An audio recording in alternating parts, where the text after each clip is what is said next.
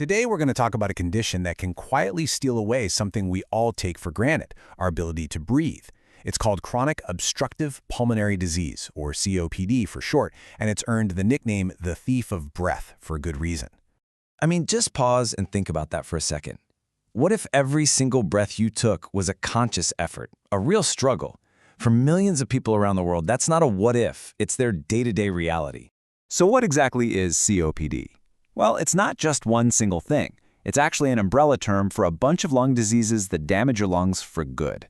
The two heavy hitters you've probably heard of are emphysema and chronic bronchitis. And the two key words to remember here are obstructive, because it blocks your airways, and irreversible, because the damage, unfortunately, is permanent. Okay, so let's dive a little deeper.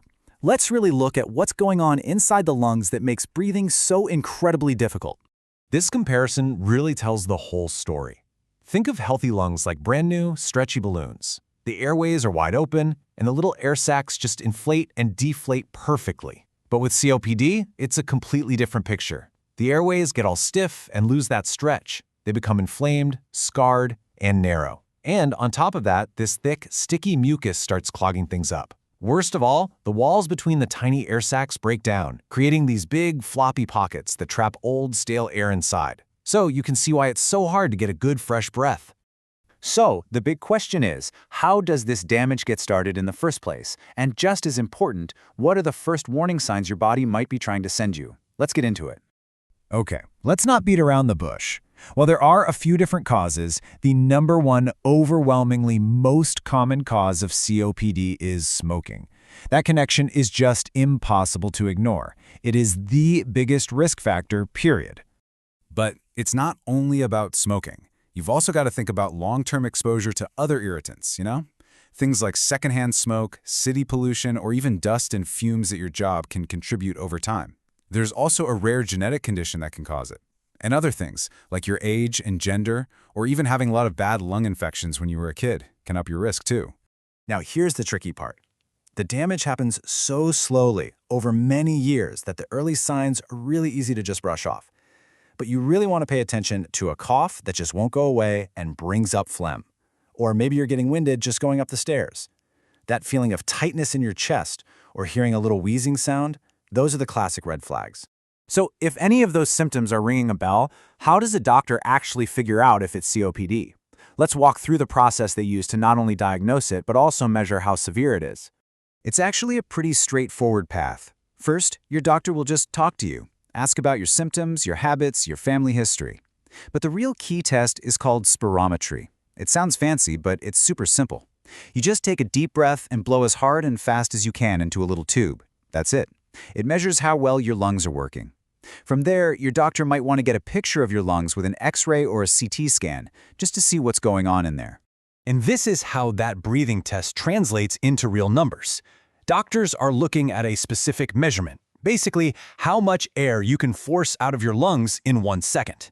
They compare your result to what's considered normal, and that percentage determines the stage of the disease. It goes all the way from stage 1, which is pretty mild, down to stage 4, which is very, very severe. Okay, getting a diagnosis for a disease that's irreversible can sound, well, really scary. But this is where the story shifts. This is where it becomes about taking back control and actively fighting for your health. And this, right here, is the single most important takeaway. While you can't undo the damage that's been done, there is so much you can do to manage the symptoms, feel better day to day, and this is the crucial part, slow this disease down. So what does fighting back actually look like? Well, there's a whole toolkit. Number one, top of the list, non-negotiable, you have to quit smoking. It's the best thing you can do. Then doctors have inhaled medicines that help open up those airways. There are also these amazing programs called pulmonary rehab that teach you exercises to strengthen your breathing. For some people, oxygen therapy is needed.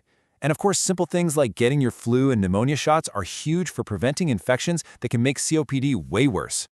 All right, to wrap up, let's talk about prevention and just living well. Because really, taking care of our lungs is something that every single one of us should be thinking about. When you boil it down, the steps to protect your lungs are pretty simple. The big one, of course, is to stay away from smoke of any kind. After that, just be aware of the air you're breathing. Try to minimize your exposure to heavy pollution or chemical fumes. And then you've got the basics that we all know.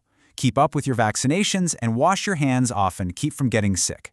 Each of these things is another layer of protection for your lungs. This quote from the Cleveland Clinic just hits the nail on the head. Trying to ignore a cough that won't go away or that shortness of breath isn't going to make it disappear. Finding out what's going on early on is what gives you the power to fight back and protect your health for years to come. And that leaves us with this final question. Because at the end of the day, lung health isn't just a personal issue.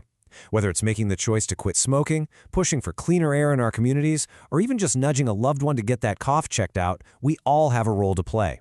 It's about taking those steps, big and small, to make sure everyone can breathe just a little bit easier. Thanks for joining me.